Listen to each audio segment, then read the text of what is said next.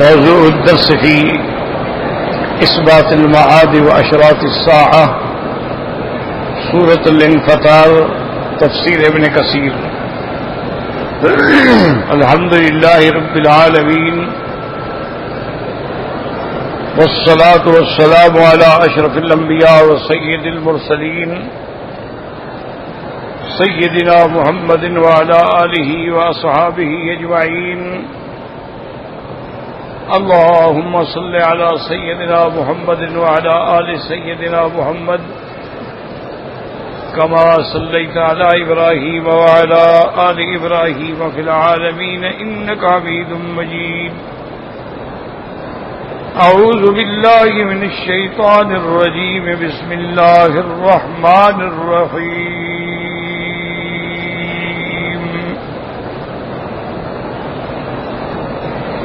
إذا السماء انفطرت وإذا الكواكب انتثرت وإذا البحار فجرت وإذا القبور بعصرت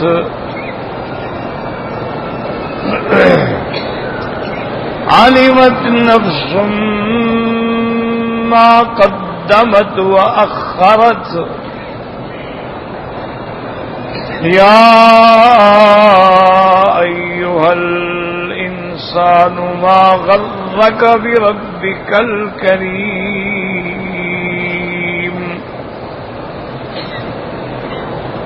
الذي خلقك فسواك فعدلك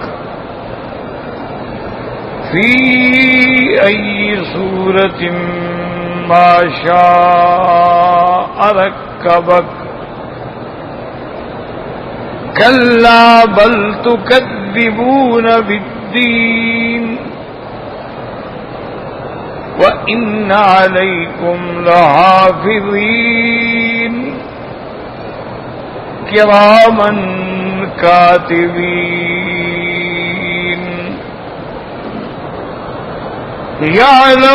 يعلمون ما تفعلون. اللہ تبارک و تعالی نے کلام مقدس کی ان آیات میں ارشاد فرمایا اذا السماء انفطرت، جب آسمان پھٹ جائیں، اور اس کے بعد اللہ پاک نے فرمایا وَإِذَا الْكَوَاكِبُ انتَثَرَتْ، اور جب تارے جھڑ جائیں، وَإِذَا الْبِحَارُ فُجِّرَتْ، اور جب دریا مل جائیں، کھول دیے جائیں. بعض علماء نے فرمایا کہ فجرت کا معنی یہ ہے کہ دریاؤں کے درمیان میں جو حاجز ہے وہ اٹھ جائے گا، سب دریا مل کے ایک ہو جائیں. اور بعض علماء نے فرمایا وَإِذَا الْبِحَارُ فُجِّرَتْ، جب دریاؤں کی آگ کو دہکا دیا جائے، چونکہ دوسرے مقام پہ آتا ہے وَإِذَا الْبِحَارُ سُجِّرَتْ، چونکہ یہ جہنم جو ہے وہ گویا کہ انہیں سمندروں کے نیچے جہنم ہے. وَإِذَا الْقُبُورُ بُعْثِرَتْ، جبکہ قبریں الٹی ہو جائیں. بؤثر کا معنی ہوتا ہے نیچے کی جگہ اوپر آ جائے، اوپر والی جگہ نیچے سے رہ جائے. وَإِذَا الْقُبُورُ بُعْثِرَتْ، ایک لفظ ہے بُعْثِرَتْ اور ایک لفظ ہے بُحْثِرَتْ، دونوں کا معنی ایک ہے کہ جب قبریں جو ہیں الٹ دی جائیں کہ جو اندر ہے وہ باہر آ جائے. علمت نفس ما قدمت وأخرت، اب ہر نفس، ہر جی جان لے گا کہ اس نے کیا آگے بھیجا، کیا پیچھے چھوڑا ہے. اس کا معنی یہ ہوتا ہے کہ جو میں نے کیا یا جو میں نہ کر سکا. ایک معنی یہ ہوتا ہے کہ آدمی نے آگے کیا بھیجا ہے کما کے اور پیچھے کیا چھوڑ گیا. کیوں؟ اگر کوئی آدمی اعمال حسنہ کرتا ہے اور کوئی نیکی کا کام چھوڑ کے جاتا ہے تو وہ صدقہ جاریہ ہے، جیسے مدرسہ بنا گیا، مسجد بنا گیا، کسی جگہ پانی کا انتظام، تو اس کے مرنے کے بعد بھی وہ پیچھے چلتا رہتا ہے. کسی اولاد کو پڑھا گیا، کسی کو عالم بنا گیا، جیسے کہ حضور پاک نے فرمایا اذا مات ابن آدم انقطع عملہ، جب ابن آدم مرتا ہے تو اس کے عمل ختم ہو جاتے ہیں، الا ان ثلاث، 3 چیزیں ہیں جو مرنے کے بعد بھی ختم نہیں ہوتی۔ ایک حضور نے فرمایا صدقۃ جاریہ، کہ اگر وہ کوئی ایسا صدقہ کا کام کر گیا، کوئی سرائے بنا گیا، کوئی رباط بنا گیا، کوئی مسجد بنا گیا، کوئی غریبوں کے ٹھہرنے کی جگہ بنا گیا، کوئی پانی کا انتظام کر گیا، نیکی صدقۃ جاریۃ، اور فرمایا او ولد صالح یدعو لہ، یا اپنے پیچھے کوئی اچھی اولاد چھوڑ گیا جو اس کے لیے ہر نماز کے بعد دعائیں مانگ رہی ہے، رب ارحمہما کما ربیانی صغیرا، ربنا اغفر لی ولوالدی وللمؤمنین یوم یقوم الحساب۔ اور اسی طرح یاد رکھیں قرآن پاک میں اور احادیث میں بھی آتا ہے کہ قیامت والے دن جنت میں بعض لوگوں کو والدین کی وجہ سے اونچا مقام مل جائے گا، کہ والدین جو ہے وہ اعلیٰ درجے میں ہوں، اولاد جو ہے وہ نیچے ہوگی۔ تو اب وہ اللہ سے پوچھیں گے یا اللہ ہماری اولاد، اللہ فرمائیں گے ان کے عمل تمہارے برابر نہیں ہیں، وہ اپنے مقام پہ ہیں۔ تو کہیں گے یا اللہ ہم زندگی میں جو بھی عمل کرتے رہے اپنی اولادوں کے لیے بھی تو کرتے رہے ہیں۔ تو قرآن میں اللہ حکم دیں گے الحقنا بہم ذریاتہم، اللہ حکم دیں گے کہ ان کے بچوں کو بھی ماں باپ کے درجے میں پہنچا دو، وما التناہم من عملہم من شیء، اللہ فرماتے ہیں ہم تمہارے اعمال میں سے بھی کم نہیں کریں گے کہ تمہیں نیچے کر دیں، نہیں، نیچے والوں کو ہم اوپر کر دیں گے، کیونکہ والد کی وجہ سے انہیں چھٹکارا مل گیا۔ جیسے قرآن میں آتا ہے وَكَانَ أَبُوهُمَا صَالِحًا، حضرت خضر نے فرمایا موسیٰ علیہ السلام یہ کچھ ہم نے اس لیے کیا کہ اس کا ابا جو ہے وہ بڑا صالح آدمی ہے۔ تو والدین کی صلاح کی وجہ سے اولاد کو بھی درجہ مل جاتا ہے، اور کبھی اس کے بالکل برعکس ہوتا ہے، اولاد اعلیٰ مقام پہ ہے لیکن والدین اس سے نیچے ہیں، تو اللہ تبارک و تعالیٰ پھر ان کی دعاؤں سے والدین کو بھی اونچا کر دیتے ہیں، اولاد کی صلاح سے بھی اونچا کر دیتے ہیں۔ جیسے اللہ حکم فرمائیں گے حافظ قرآن کو کہ تم اپنے خاندان میں سے 10 آدمی جن کو جہنم کے پروانے مل چکے ہیں سفارش کرو تو میں چھوڑنے کے لیے تیار ہوں، تو اللہ ان کی شفاعت پہ 10 آدمیوں کو جہنم سے بچا لیں گے۔ تو کبھی آدمی والدین کی وجہ سے، کبھی اولاد کی وجہ سے، بلکہ حضرت شاہ ولی اللہ رحمت اللہ علیہ محدث دہلوی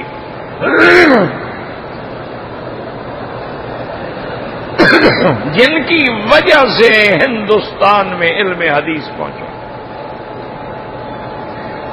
آگے پھر ساری ان کی اولاد، تو وہ یہ فرماتے تھے کہ اللہ تبارک و تعالیٰ کا ایک عظیم نظام ہے کہ کبھی ادنا کی بہتری سے اعلیٰ کو فائدہ ہو جائے۔ وہ فرماتے تھے کہ مثال کے طور پہ کوئی آدمی فوت ہو گیا، اس لیے وہ فرماتے تھے مسلمانوں کوشش کیا کرو کہ ہر بھائی ایک دوسرے کے جنازے میں شریک ہو، صرف جنازے میں نہ ہو بلکہ اس کی قبر تک ساتھ جائے۔ وہ فرماتے تھے کہ کبھی تو یہ ہوتا ہے کہ ایک میت مر گئی، اس پر جنازہ پڑھنے والے میں اللہ کے ولی بھی آ گئے، علماء بھی آ گئے، صلحاء بھی آ گئے، طلباء بھی آ گئے، تو اللہ ان کی دعا سے میت کی مغفرت کر دیتے۔ اسی لیے ایک حدیث ہے نا حضور پاک کی کہ جس بندے کی موت کے بعد اگر 40 آدمیوں نے بھی اس کے لیے مغفرت کی دعا کی ہے تو اللہ اس کی مغفرت فرما دیتے۔ اللہ اکبر، کیا خوش نصیب ہیں جن کے جنازے حرم مکہ میں یا حرم مدینہ میں ہوتے ہیں جہاں لاکھوں بندے کھڑے ہیں، اور سب کی زبان پہ ہے کہ اللہم اغفر لحینا و میتنا و شاہدنا و غائبنا۔ اور حضرت شاہ ولی اللہ فرماتے ہیں کبھی اس کے برعکس معاملہ ہوتا ہے کبھی میت اللہ کے ہاں اتنی بڑی مقبول ہوتی ہے کہ جو اس کا جنازہ پڑھنے آتی ہے اللہ فرماتا ہے میرے اس بندے کی وجہ سے میں نے تم کو بھی بخش دیا. میں کہ کبھی معاملہ برعکس ہوتا ہے، یعنی کبھی تمہاری دعاؤں سے میت بخشی جاتی ہے اور کبھی میت کی اللہ کے ہاں اتنا بڑا مرتبہ ہے کہ اس پر اور یہی وہ فلسفہ ہے جو ہمارے دوستوں کو سمجھ نہیں آتا. اللہ ہدایت دے ہمیں بھی اور انہیں بھی.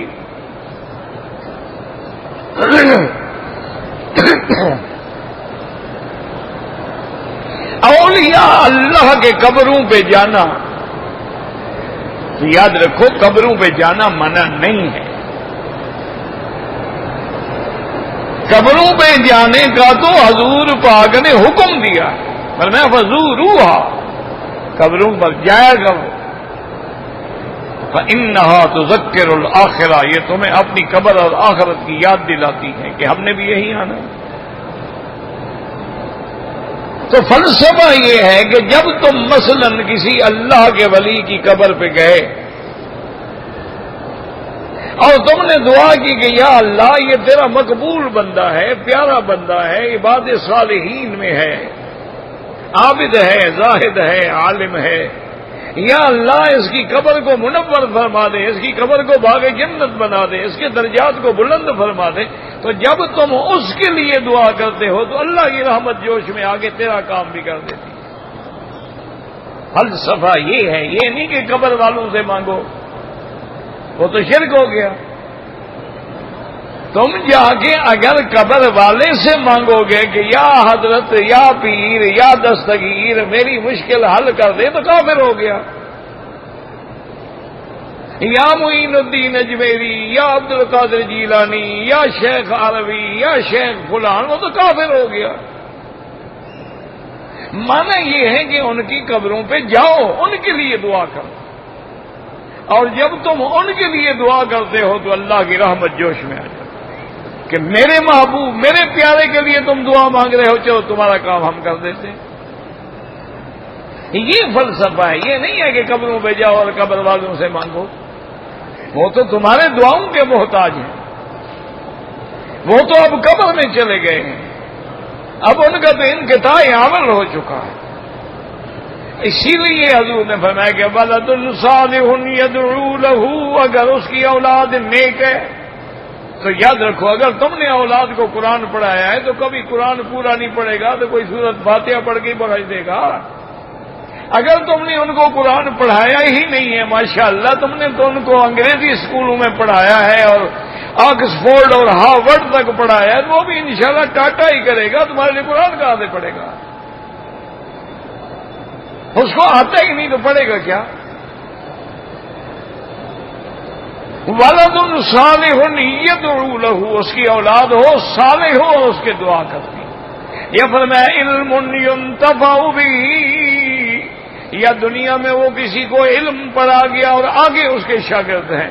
اب آپ دیکھیں نا آج ان اللہ اندازہ کریں کہ جو ائمہ مجتہدین، ائمہ محدثین گزر گئے ہیں، یعنی ایک دن میں کروڑوں بندے کہتے ہوں گے اللہ امام بخاری پہ رحمت فرما، امام مسلم پہ رحمت فرما، امام ابو حنیفہ پہ رحمت فرما، امام مالک، شافعی، احمد ابن حنبل پہ رحمت فرما. یعنی آپ اندازہ کریں کہ کتنے لوگ ہیں. بلکہ تاریخ تو ہمیں یہ بھی بتاتی ہے کہ امام احمد ابن حنبل جب فوت ہوئے ہیں اور ان کا جب جنازہ اٹھا ہے تو اس جنازے کی شان دیکھ کر 90,000 عیسائیوں نے کلمہ پڑھ لیا.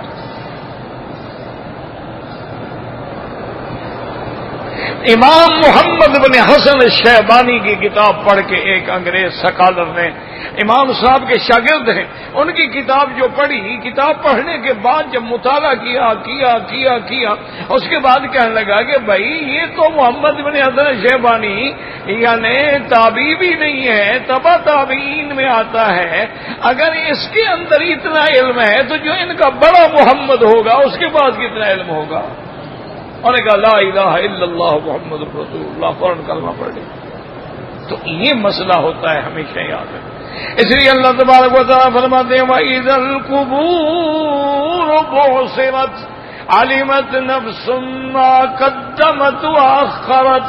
اللہ فرمائیں گے اقرا کتابک کفا بنفسک اليوم علیک حسیبا، میرے بندے پڑھ لو تم نے کیا آگے بھیجا کیا پیچھے چھوڑا ہے.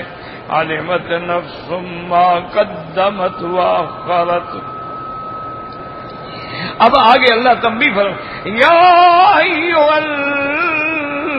الانسان ما غرک بربک الکریم الذی خلقک فسواک فعدلک. اللہ فرماتی ہے انسان، یاد رکھو بعض علماء کہتے ہیں کہ یہاں مراد انسان سے کافر انسان ہے کیونکہ وہی دھوکے میں پڑا ہے، وہی ناشکرا ہے. اور بعض فرماتے ہیں کہ نہیں یہ لفظ عام ہے جن سے کہ یا ایھا الانسان اے بنی آدم ما غرک، کس چیز نے تمہیں دھوکے میں ڈالا ہے اپنے رب کریم کے مقابلے پہ کہ تم اللہ کے حکم پہ نہیں چلتے، اللہ کی نافرمانی میں لگے ہو، دنیا میں لگے ہو، لذات و شہوات میں پڑے ہو. کس چیز نے دھوکہ دیا ہوا ہے تمہیں؟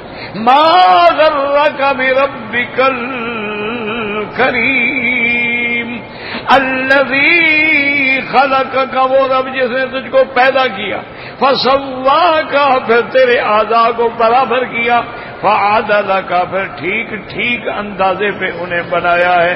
فی ای صورت ما شاء رکبک، پھر جس شکل پہ چاہا تمہیں تیار کیا، کبھی چاہا تو باپ کی شکل، کبھی ماں کی شکل، کبھی نانا دادا چاچا اقبال کی شکل میں، اور کبھی اللہ نے جمیل پیدا فرمایا، کبھی اللہ نے کبھی پیدا فرمایا.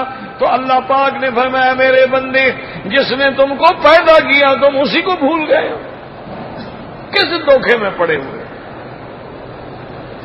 یا ایھا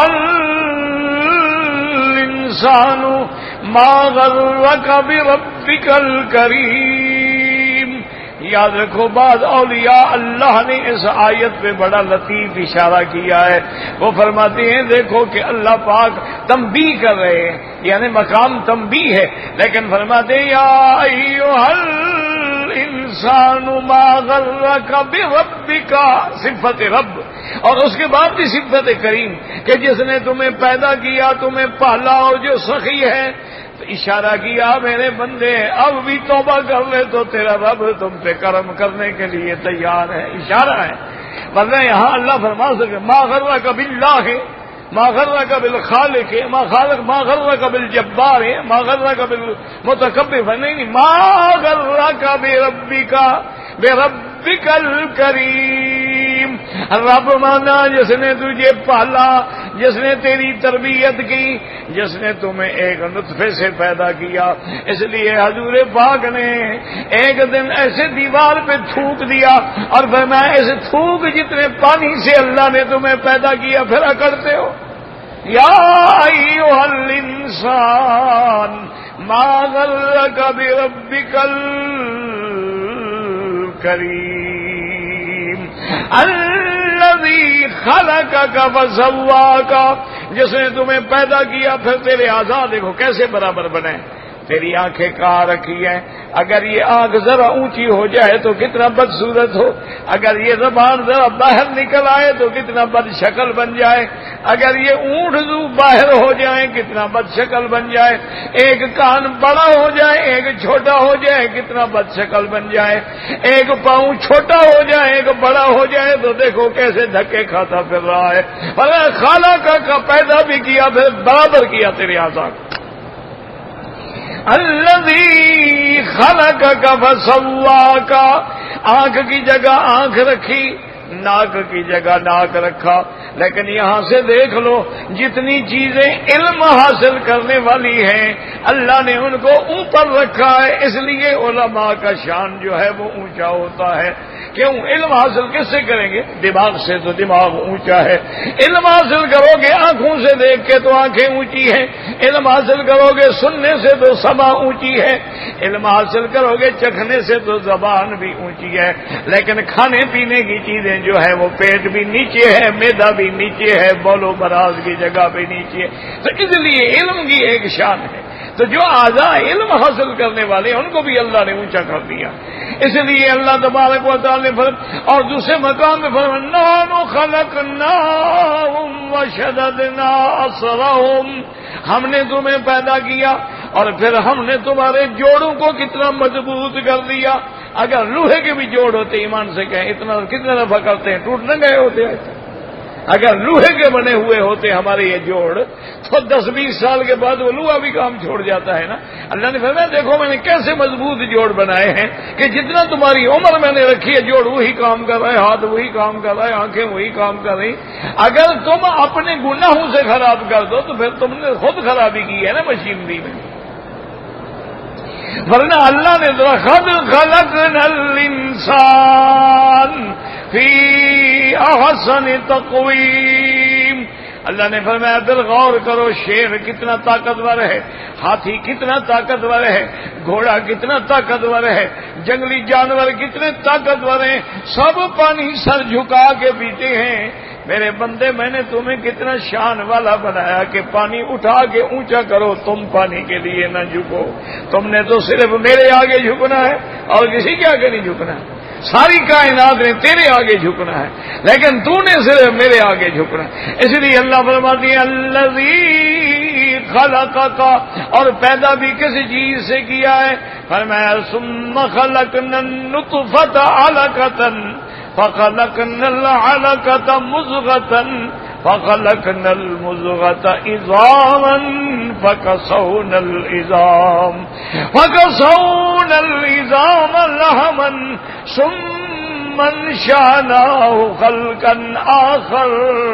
اللہ فرماتے ہیں پہلے تمہیں ایک گندا پانی ہو، ماں کی سینے سے باپ کی صلب سے نکلا ہے، فجعلناه فی قرار مکین، ہم نے اس کو ارحام امہات کی اندھیریوں میں رکھ دیا ہے، محفوظ کر دیا ہے.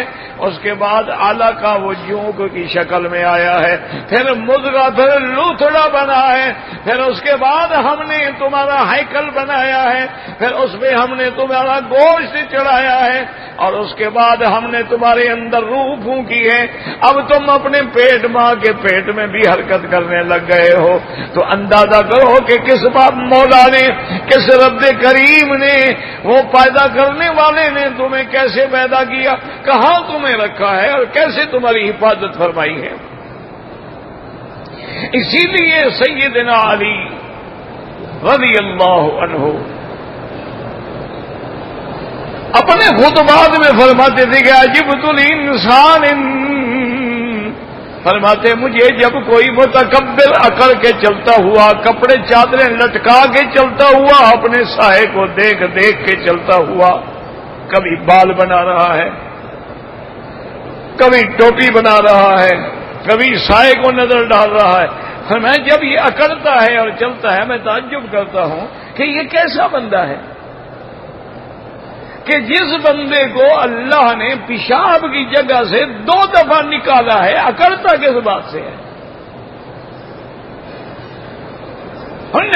اس کو اکڑ کس بات کی ہے؟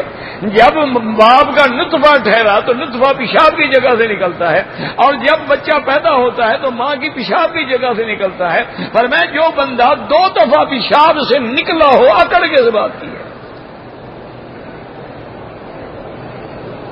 اسی طرح حضرت علی رضی اللہ تعالیٰ عنہ فرماتے ہیں عجبت لشخص، مجھے اس بندے پہ بڑا تعجب آتا ہے جو کہتا ہے میں خان، میں چودھری، میں وڈیرا، میں وزیر، میں مشیر، میں فلان. فرماتے مجھے بڑا تعجب آتا ہے کہ جو بندہ روزانہ اپنے بول و براز پہ، اپنے پیشاب اور گندگی پہ روز بیٹھتا ہو اور اپنے ہاتھوں سے دھوتا ہو، اکڑتا کس بات پہ ہے؟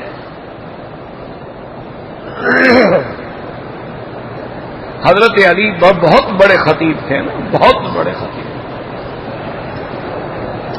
یعنی حضور کے بعد یاد رکھو مقام خطابت میں سیدنا ابو بکر ہیں، اس کے بعد سیدنا علی ہیں، اور بعد کے لوگوں میں حجاج بڑے خطیب تھے. حضرت علی فرماتی ہیں کہ انسان غور تو کرو، اول نطفتن، تیری ابتدا نطفۃ مضغۃ وآخرہ جیفۃ قدرۃ وموسطہ حامل عضلۃ، تیری ابتدا گندے پانی سے ہے، مرنے کے بعد تو جیفا ہے، ڈھونڈ ہے، 2 دن بھی تمہیں رکھے تو بدبو پھیل جاتی ہے، اور جب تک تو زندہ رہتا ہے پیٹ میں پیشاب پخانا اٹھ کے پھر رہا ہے، اکڑ کس بات پہ رہا ہے؟ میں کس بات پہ اکڑ رہے ہوں؟ یا ایھا الانسان، ہر کسی کا اپنا ایک ذوق ہے نا، یاد رکھو یہ اولیاء اللہ جو ہوتے ہیں نا، صوفیاء حضرات، ان کا بھی ایک ذوق ہوتا ہے، لیکن ایک بات یاد رکھا کریں کہ صوفیاء کی جو شطحیات ہیں نا وہ حجت نہیں ہوتی، ان کی کلام میں بعض ایسی باتیں آ جاتی ہیں نا جو بظاہر شریعت کے خلاف نظر آتی ہیں، تو ان کو کہا جاتا ہے شطحیات۔ تو وہ یہ ہے کہ بس یہ سمجھیں کہ وہ بیچارے بے ہوشی میں کچھ کہہ گئے، اللہ ان کو معاف کرے، ورنہ انہوں نے اپنے عقل سے یا ہوش سے نہیں کہا ہے۔ جیسے بے ہوش آدمی کچھ بھی کہہ دے، اس کا کیا ہے؟ نیند میں آدمی بڑبڑاتا رہے تو اس کا کیا ہوتا ہے؟ تو وہ بھی اپنے اس عالم میں ہوتے ہیں، ان کو پتہ ہی نہیں ہوتا کہ ہماری زبان سے کیا نکل گیا، اس لیے ان کی شطحیات کو چھوڑ دو۔ اور کلام صوفیہ در شریعت حجت نہیں، ان کی کلام شریعت میں حجت نہیں ہوتی، حجت کتاب اللہ اور سنت رسول اللہ ہوتا ہے، لیکن ذوق ہے، ان کا بھی ذوق ہے۔ تو فرماتے تھے کہ اللہ پاک نے پوچھا نا قیامت میں مجھ سے کہ میرے بندے تمہیں کسی چیز نے دھوکے میں ڈالا؟ میں کہوں گا یا اللہ تیرے کرم نے تو دھوکے میں ڈالا، تو نے کہہ دیا تھا میں کریم ہوں، میں اسی وجہ سے دھوکے میں آ گیا کہ جب کریم ہے تو بخش دے گا۔ ایک اپنا اپنا ذوق ہے، اپنا اپنا۔ یہ شاید ابو بکر الوراد کی کلام ہے، بہت بڑے بزرگ گزرے ہیں، لیکن ان کا کلام حجت نہیں ہوتا۔ ایک بات ہمیشہ یاد رکھا، حجت منصوص ہوتا ہے قرآن، حجت نص ہوتی ہے کلام محمد مصطفیٰ صلی اللہ علیہ۔ اچھا اب حضور کا فرمان ہے لیکن تعارض آ گیا، دونوں میں تعارض آ گیا، اب دیکھنا پڑے گا کہ آخری حکم کیا ہے۔ اس لیے اللہ پاک نے فرمایا یا ایھا الانسان ما غرک بربک الکریم الذی خلقک فسواک وعدلک، یعنی اللہ نے تجھے دیکھو کیسی قامت عطا فرمائی، کیسی حیت عطا فرمائی، کیسے شکل عطا فرمائی۔ اللہ اکبر، اللہ اکبر۔ فی ای صورت ما شاء رکبک، یعنی دیکھو کیسی تیری شکلیں بنائی ہیں، ایک گندے پانی سے کتنے خوبصورت انسان پیدا کیے، اور کبھی آدمی ماں کی شکل ہے، کبھی باپ کی شکل ہے۔ فی ای صورت ما شاء رکبک، ان سارے دلائل کا کلا رد ہے، جھڑک ہے، زجر ہے۔ بل تکذبون بالدین، اب تمہارا غرور اس مقام پہ پہنچا کہ تم قیامت کا انکار کرتے ہو۔ وَإِنَّ عَلَيْكُمْ لَحَافِظِينَ، اور اللہ نے تمہارے اوپر لکھنے والوں کی ڈیوٹی لگا دی، حفاظت کرنے والوں کی ڈیوٹی لگا دی، کرامن جو عزت والے ہیں، کاتبین لکھنے والے ہیں، یعلمون ما تفعلون، اور ہر وہ کام جو تم کرتے ہو وہ جانتے ہیں اور لکھ لیتے ہیں۔ لیکن یہاں بھی مسئلہ سمجھ لیں کہ اللہ کا کرم دیکھیں، دائنی طرف جو ہے فرشتہ ہے وہ ہماری نیکیاں لکھتا ہے، اور بائیں طرف جو ہے وہ ہمارے گناہ لکھتا ہے۔ اچھا جب بندہ گناہ کرتا ہے تو دائیں والا اس کو کہتا ہے ابھی جلدی نہ لکھو، ابھی تھوڑا مہلت دے دو، پتہ نہیں توبہ کر لے۔ تو اس لیے حکم ہے کہ اگر گناہ ہو جائے توبہ کرو، اللہ نے توبہ کا دروازہ بند نہیں کیا ہے۔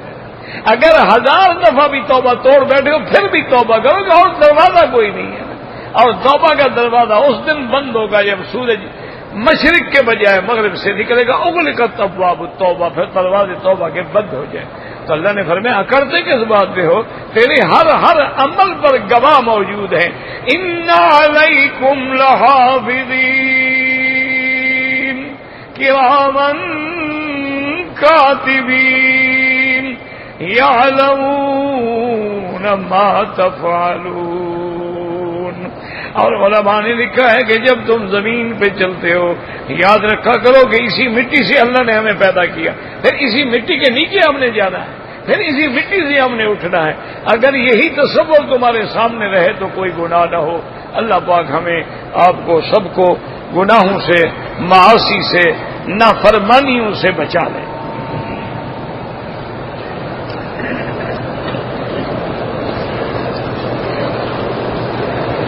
کہتے جی کہ یہاں بہت ملکوں کے لوگ آتے ہیں اور عورتیں پردہ نہیں کرتی تو گناہگار ہیں. شریعت کا حکم تو نہیں بدل جاتا. شریعت کا حکم ہے یدنین علیہن من جلابیبہن. اور حضور نے فرمایا جو عورت اپنا چہرہ کھول کے بال کھلے کر کے خوشبو لگا کے مردوں میں جاتی ہے وہ زانی عورت کے حکم میں.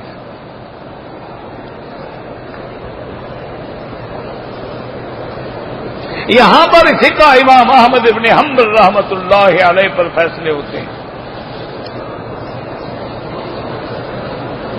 بھائی ایک بات یاد رکھو، اللہ کا نظام ہے اور حضرت شیخ الاسلام محمد ابن عبد الوہاب رحمۃ اللہ علیہ جن کی وجہ سے آج اس ملک میں اسلام ہے، اسی طرح شیخ الاسلام ابن تیمیہ رحمہ اللہ ہے، شیخ الاسلام ابن قیم رحمہ اللہ ہے. یہ بڑی بڑی جتنی شخصیات گزری ہیں انہوں نے باقاعدہ وضاحت کے ساتھ لکھا ہے کہ ہم ائمہ اربعہ کا احترام کرتے ہیں لیکن فقہ حنبلی پہ عمل کرتے ہیں. یہ تو باقاعدہ لکھا ہوا ہے، ان کے فیصلے ہیں، چھپے ہوئے ہیں، کتابوں میں موجود ہیں. کیوں؟ یہ حضور کے زمانے کے بعد جو خیر القرون کا زمانہ ہے، یاد رکھ لو ہمیشہ مسئلہ، جب حضور موجود ہیں جو مسئلہ ہے حضور سے پوچھ لیا. حضور کے بعد جو صحابہ کا دور ہے، صحابہ میں بھی ہر بندہ فتویٰ نہیں دیتا تھا. اب جیسے حضور نے حضرت معاذ کو یمن میں بھیجا تو حضرت معاذ ہی فتویٰ دیتے تھے، باقی سب اسی پہ عمل کرتے. مکہ مکرمہ کے لیے حضرت ابن عباس تھے، مدینہ منورہ کے لیے حضرت زید ابن ثابت تھے، کوفہ کے لیے حضرت عبداللہ ابن مسعود تھے. اور یہی زمانہ خیر القرون سے چلا آ رہا. بھائی بیٹھ جاؤ نا یار، مہربانی کرو، کیوں آپ تنگ کرتے ہو؟ یہ نظام ہے، یہ نظام چلا رہا ہے. اچھا اس کے بعد پھر تابعین کا دور آ گیا تو ائمہ اربعہ نے حضور پاک کی سنت مبارک کو منضبط کر دیا، جمع کر دیا، مدون کر دیا، ہر مسئلہ نکھار کے الگ الگ بند کر دیا. کوئی نظام چلا رہا اور یہی نظام قیامت تک چلے گا کہ یا تو آدمی خود عالم ہو اور اتنے بڑے مقام پہ ہو کہ وہ قرآن و حدیث سمجھ سکتا ہے، اس کو ناسخ اور منسوخ کا علم ہے، اس کو تمام اسباب نزول پر نظر ہے، تو وہ مجتہد ہے، اس کو کسی سے پوچھنے کی ضرورت نہیں ہے. اور اگر اس مقام پہ نہیں ہے تو لازماً کسی سے پوچھے گا. اس کے علاوہ تو کوئی تیسری قسم ہوتی نہیں ہے.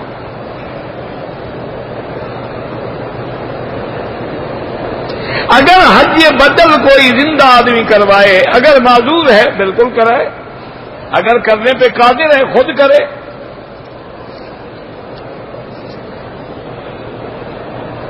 اگر ایک آدمی نے عمرہ کیا، طواف کیا، صفا مروہ دوڑا، اپنے ہاتھ سے کیا، بالکل ٹھیک ہے، کوئی بات نہیں.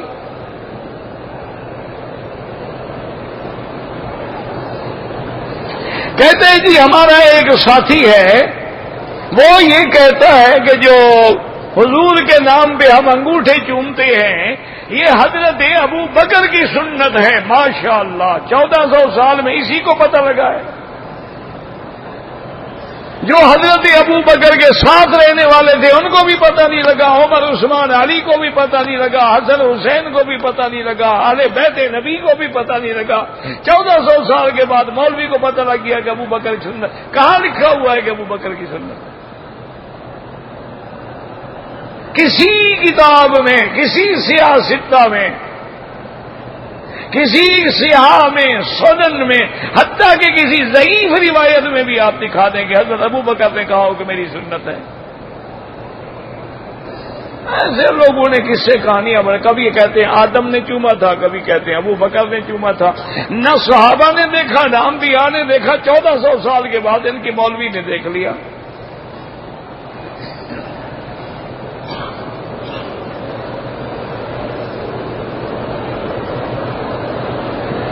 حضور نے فرمایا میرے لیے وسیلہ مانگو، یہ نہیں فرمایا کہ میرے وسیلے سے مانگو، کچھ سمجھا بھی تو کرو نا. فرمایا میرے لیے وسیلہ مانگو. وسیلہ مقام ہے جنت میں، اس کا نام وسیلہ ہے. اللہم آت محمد الوسیلۃ وبعثہ مقاما محمودا. اللہم رب هذه الدعوة التامة والصلاة القائمة آت محمد الوسیلۃ وبعثہ مقاما محمودا. تو حضور نے فرمایا میرے لیے مانگو، یہ تھوڑا کہا کہ میرے وسیلے سے مانگو. کوئی عقل کرو، اسی طرح مسئلے سمجھتے ہو.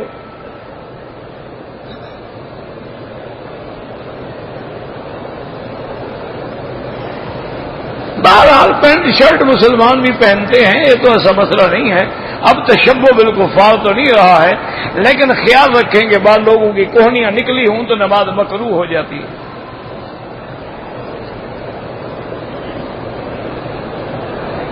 نفلی طواف ہو، عمرے کا ہو یا حج کا ہو، ہر طواف کے ساتھ چکر ہوتے ہیں.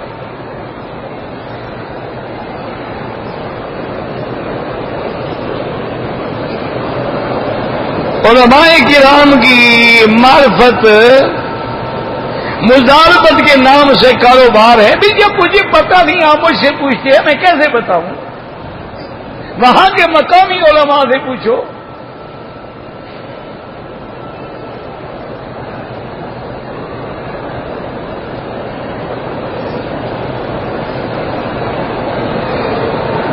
اللہم رب اجعل، جہاں نہیں لکھا ہوا ہے تم کیوں پڑھاتے ہو؟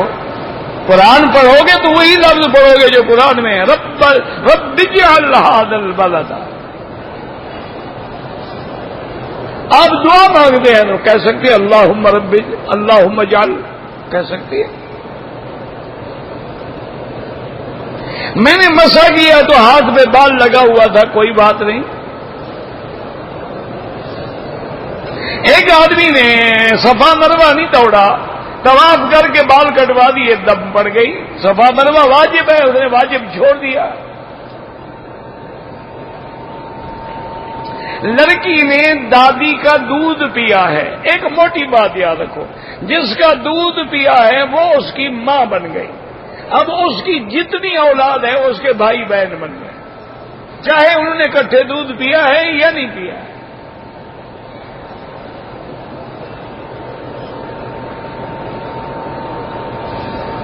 کہتے جی کہ جو لوگ یہ عقیدہ رکھتے ہوں کہ یا رسول اللہ اور اللہ کا نبی ہر جگہ حاضر اور ناظر ہے، وہ کافر ہے. اس میں کوئی شبہ ہے؟ اللہ فرماتے ہیں آپ موجود نہیں تھے اور یہ کہتے حاضر ناظر ہے.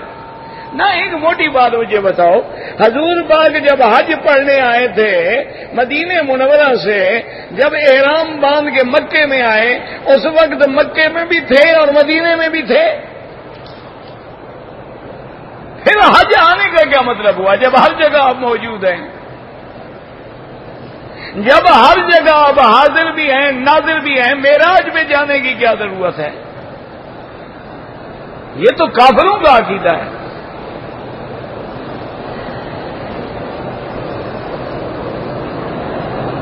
داڑھی ایک مشت کم از کم رکھی جائے، باقی داڑھی بنا کے رکھے بالکل ٹھیک ہے.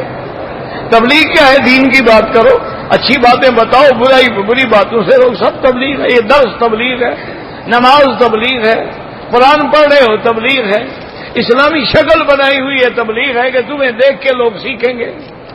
سب تبلیغ ہے. کوئی قولی ہے، کوئی عملی ہے، کوئی فعلی ہے. اگر کوئی آدمی مسجد عائشہ گیا ہے صرف دیکھنے کے لیے، عمرہ نہیں کیا، کوئی حرج نہیں.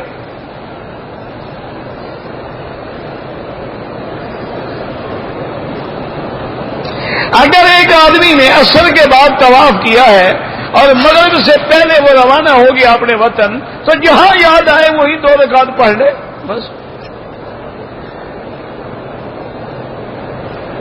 کہتے ہیں جی کہ یہاں بہت سارے لوگوں کو ہم نے دیکھا ہے سو رہے ہوتے ہیں اور بڑی گہری نیند ہوتی ہے، پھر اٹھ کے نماز پڑھتے ہیں، وہ نماز نہیں ہوتی، نیند جو ہے اس سے وضو ٹوٹ جاتا ہے۔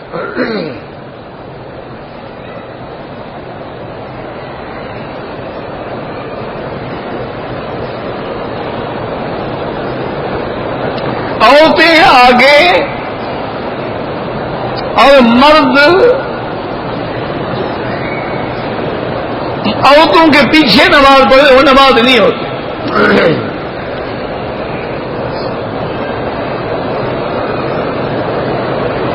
کوئی سمجھ بہرحال عورتوں کے پیچھے نماز نہیں ہوتی۔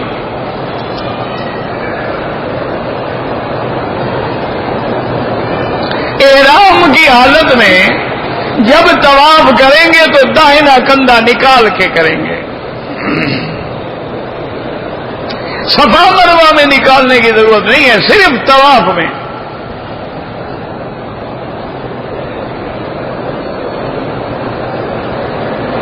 بعض لوگ جو ویڈیو بناتے ہیں بالکل نہیں بنانا چاہیے، تصویریں بناتے ہیں، حرام ہے۔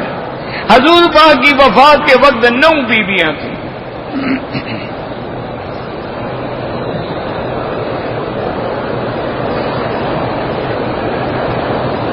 کہتے ہیں جی ہمارے ملک میں اذان سے پہلے جو الصلاۃ والسلام علیک یا رسول اللہ وہ بدعت ہے۔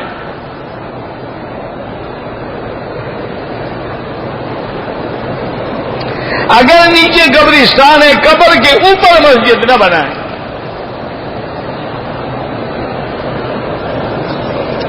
نہ قبر آگے ہو نہ قبر کے اوپر کھڑے ہو کے نماز پڑھے۔ صلاۃ التسبیح جو ہے ضعیف روایت میں موجود ہے، کوئی حرج نہیں پڑھنے میں، ضروری بھی نہیں ہے، فضیلت ہے تو فضائل میں ضعیف حدیثیں بھی محدثین لے لیتے ہیں۔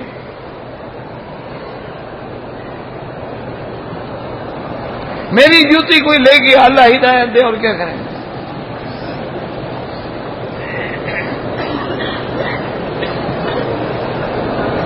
اگر طواف الوداع کر رہے ہیں پھر حرم میں آئیں، بالکل لاکھ دفعہ آئیں، پھر طواف کریں، پھر آخری طواف خود بخود الوداع ہو جائے گا۔ وداع کا معنی یہ تھوڑا اللہ نے ہمیں نکال دیا ہے گھر سے۔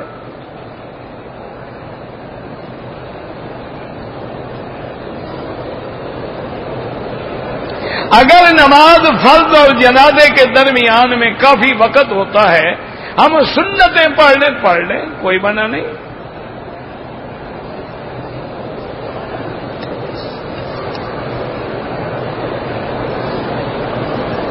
کہتے جی کہ ہم غار ثور پہ گئے تھے تو ہر جگہ یا رسول اللہ یا علی لکھا ہوا تھا، تمہاری برادری کام کر رہی ہے نا، کعبے میں آ کر بھی شرک سے بات نہیں آتے۔ جب تک اللہ ہدایت نہ دے کیا ہو سکتا؟ دیکھو نا کہ ابھی لہب ہے، ابو جہل ہے، عتبہ عتیبہ ہے، شیبہ ربیعہ ہے، جنہوں نے خود محمد مصطفیٰ کو دیکھا ہے، حضور سے قرآن بھی سنا لیکن ایمان نہیں لے آئے۔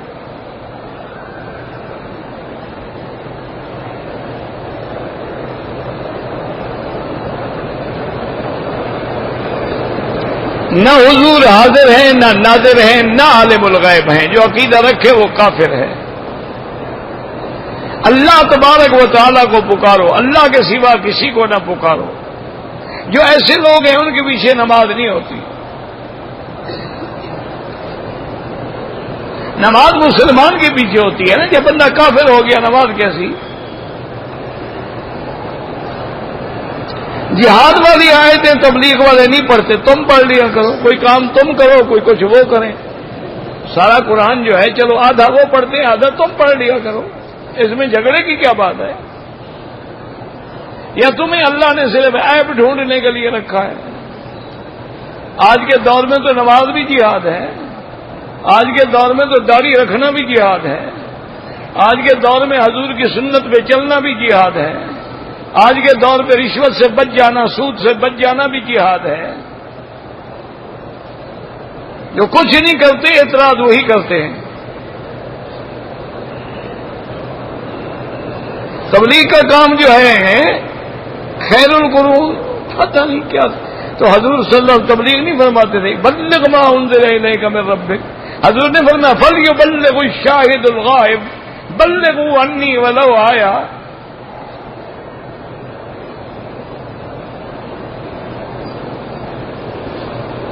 مجھے پتہ نہیں لگا کہ کون جہاد کے خلاف کام کر رہا ہے. تم شروع کر دو نا، جو کام اور کوئی نہ کر رہا ہو تم کرو.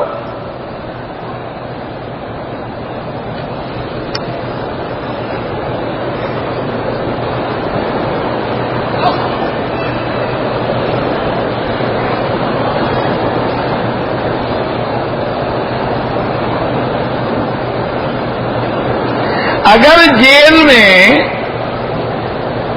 صبح نہانے کے لیے لے جاتے ہیں، باقی ساری رات یا سارا دن ایک کمرے میں رہتے ہیں، وضو کی اجازت نہیں ہے، تو اس وقت ہم نے تیمم کر کے نمازیں پڑھی ہیں.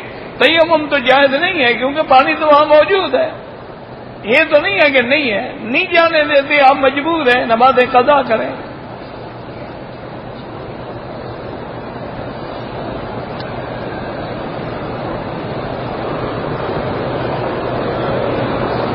پردہ اسلام میں ہے، چہرے کا پردہ ہے. یدنین علیہن من جلابیبہن.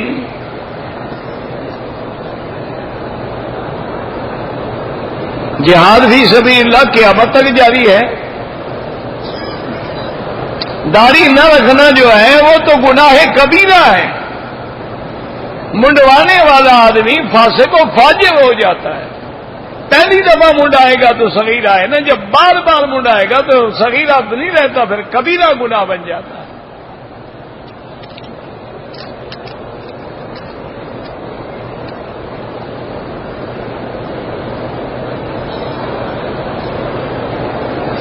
پتہ نہیں پاکستان میں واقعہ ہو، پتہ نہیں کیا پاکستان میں واقعہ ہو. بھائی اتنا لمبا چوڑا پڑھنے کا تو وقت نہیں ہے میرے پاس. یہ طلاق کا جو مسئلہ ہے نا جی، اپنے علاقے کے علماء سے پوچھو، اور اگر آپ سعودی عرب میں ہیں تو یہاں دارالافتاء سے رجوع کرو.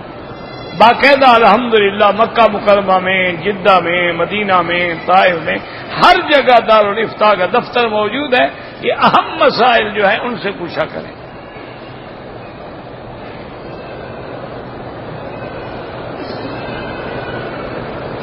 اگر طواف کرتے وقت نماز جنازہ کھڑی ہو جائے تو جنازہ پڑھ کے پھر شروع کر دیں، نہ پڑھیں تو کوئی حرج نہیں. نہ کہ پڑھیں اور طواف کرتے رہیں، کیونکہ جنازہ جو ہے فرض کفایہ ہے. جب کچھ لوگوں نے پڑھ لیا تو ہم پر گناہ نہیں ہوگا. اگر ہم نے طواف کیا ہے فجر کے بعد تو امام ابو حنیفہ رحمۃ اللہ علیہ کے نزدیک 2 رکعت سورج نکلنے کے بعد پڑھیں.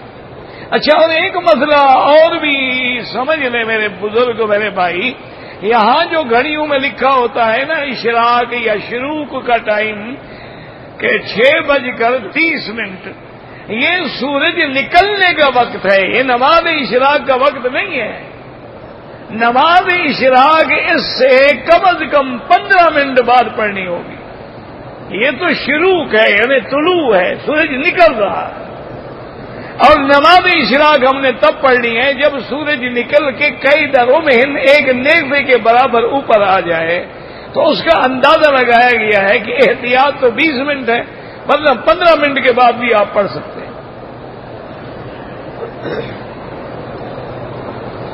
اور امام احمد بن حنبل رحمۃ اللہ علیہ کے نزدیک حرم شریف میں جب طواف کرے جب 2 رکعت پڑھے جائز ہے.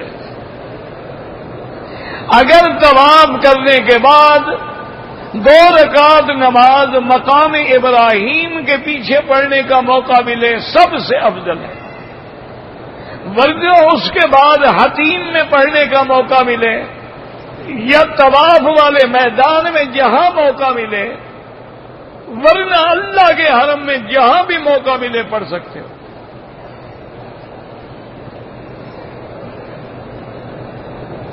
اگر کوئی آدمی جدہ دوستوں کو ملنے کے لیے گیا ہے، واپسی پہ اس نے جدے سے احرام باندھ کے عمرہ کیا، بالکل ٹھیک ہے.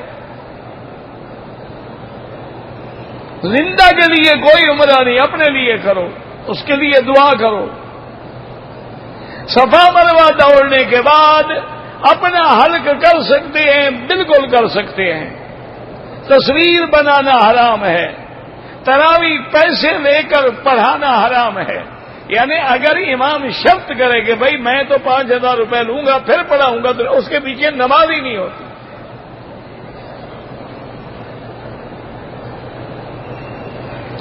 موضع مقام بدر کے قریب کوئی آب شفا کا کنواں ہے، ہم نے تو نہیں سنا، آپ نے سنا ہوگا ماشاءاللہ۔ جو ان چیزوں کی تلاش آپ لوگوں کو بڑی ہوتی ہے۔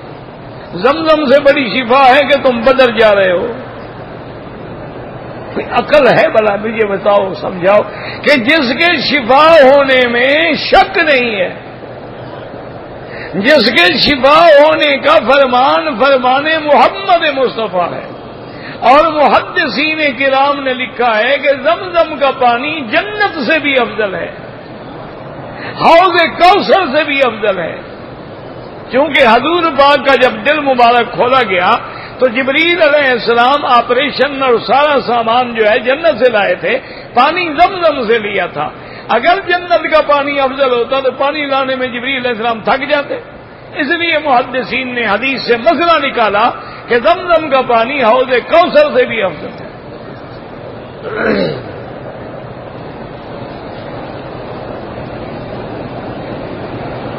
پاکستان میں جو اسلامک بینکنگ ہے، بھائی میرا تو زیادہ معلومات نہیں ہے، لیکن میں نے سنا ہے کہ چند بینک ہیں جو اسلامی اصولوں کے مطابق کام کر رہے ہیں، اور بعض علماء فرماتے ہیں کہ ان میں کوئی 20-25% ابھی بھی غلطیاں ہیں، لیکن وہ غلطیاں تب دور ہوں گی نا جب وہ بینک کامیاب ہوں گے۔ آپ بالکل ان کے ساتھ تعامل کریں۔ اگر اسلامی بینکوں کی ہم نے مدد لینا کی، پھر یہودی بینکوں سے گزارا کرنا پڑے گا۔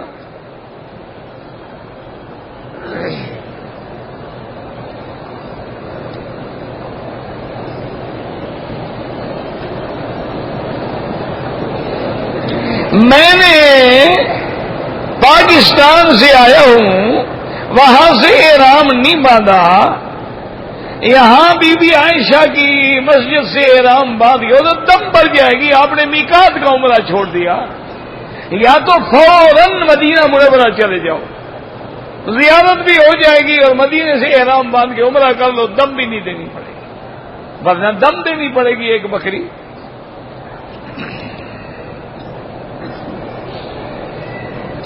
اگر رکوع سے اٹھنے کے بعد آدمی کہتا ہے ربنا ولک الحمد حمدا کثیرا طیبا مبارکا کما یحب ربنا ویرضى، الحمد للہ ملء السماوات وملء الارض وملء ما بینہما، اللہم باعد بینی وبین خطایایا کما باعدت بین المشرق، وہ سب جائز ہے۔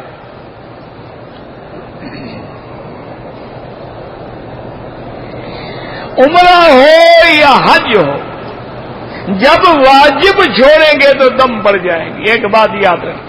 اب مثلا عمرے میں طواف تو فرض ہے، صفا مروہ واجب ہے، صفا مروہ چھوڑے گا دم پڑ جائے گی۔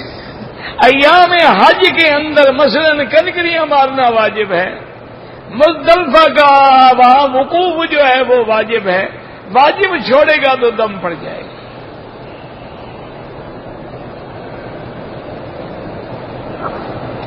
اگر حالت احرام میں کسی نے بوٹی سے پھول توڑ دیا دم نہیں پڑتی۔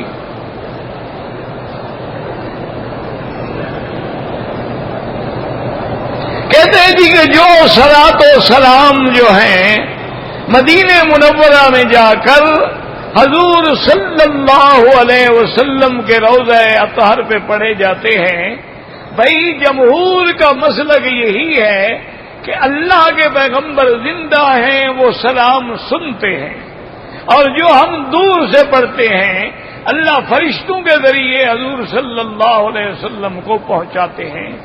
باقی زیادہ بیسوں میں نہ پڑھو، کبھی خدا نہ خاصہ کوتاہی ہو گئی، کوئی حضور کی شان میں کمی ہو گئی تو ایمان ہی ختم ہو جائے گا نا، یا حد سے زیادہ بڑھ گئے، افراط و تفریط میں آ گئے، اس لیے جتنا ثابت ہے اتنا پر ہمارا ایمان ہے کہ حضور نے فرمایا جو بندہ میرے روضے پہ آ کے سلام پڑھتا ہے میں سنتا ہوں.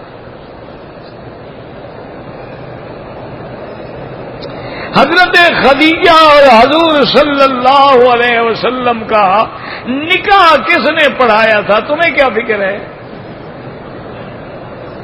نہیں، مجھے مسئلہ تو سمجھاؤ، تمہیں کیا فکر ہے؟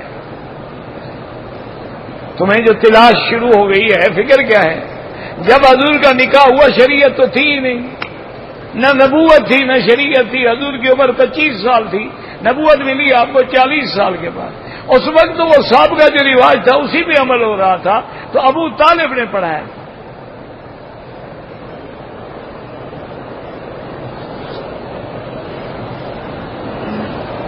عورت اگر بغیر محرم کے طواف کرے کوئی حرج نہیں، بھائی بغیر محرم کے سفر نہ کرے. اب یہ تو نہیں نا کہ نماز پڑھے تب بھی محرم ساتھ کھڑا ہو اور طواف کرے تو محرم ساتھ کھڑا ہو، یہ کہاں لکھا ہوا ہے؟ اللهم صل على سيدنا محمد وعلى آل سيدنا محمد كما صليت على إبراهيم وعلى آل إبراهيم في العالمين إنك حميد مجيد. يا الله يا الله يا الله يا رحمن يا رحيم يا حي يا قيوم يا ذا الجلال والإكرام يا إلهنا إله كل شيء إلها واحدا لا إله إلا أنت. اللهم أنت الميسر لكل يسير وأنت على كل شيء قدير. اللهم يسر أمورنا فرج همومنا اقض عنا ديوننا. اللهم لا تجعل مصيبتنا في ديننا ولا تجعل الدنيا أكبر همنا ولا مبلغ علمنا. اللهم لا تسلط علينا بذنوبنا من لا يخافك فينا ولا يرحمنا. اللهم فرج هم المهمومين نفس كرب المكروبين واقض الدين عن المدينين واشفنا واشف مرضانا ومرضى المسلمين. اللهم احفظ سائر بلاد المسلمين وهذا البلد الأمين فاجعل آمنا مطمئنا سخاء رخاء إلى يوم الدين. یا اللہ بیماروں کو شفا عطا فرما، یا اللہ بیماروں کو شفا عطا فرما، بے حیاؤں کو حیا عطا فرما، بے دینوں کو دین عطا فرما، بے اولادوں کو اولاد عطا فرما، بے روزگاروں کو روزگار عطا فرما، قرض داروں کے قرض عطا فرما، تمام آنے والوں کی حاضری منظور و مقبول فرما. یا الہ العالمین ہمیں مانگنا بھی نہیں آتا، بغیر مانگے عطا فرما. یا اللہ عالم اسلام کی عزت کا فیصلہ فرما، یا اللہ کفار کی ذلت کا فیصلہ فرما. یا اللہ مسلمان جس ملک میں ہیں ان کی جان مال آبرو عزت کی حفاظت فرما. ربنا آتنا فی الدنیا حسنۃ وفی الآخرۃ حسنۃ وقنا عذاب النار. صلی اللہ تعالی علی خیر خلقہ سیدنا محمد وعلی آلہ وصحبہ اجمعین. اللهم صل علی سیدنا محمد وعلی آل سیدنا محمد وبارک وسلم.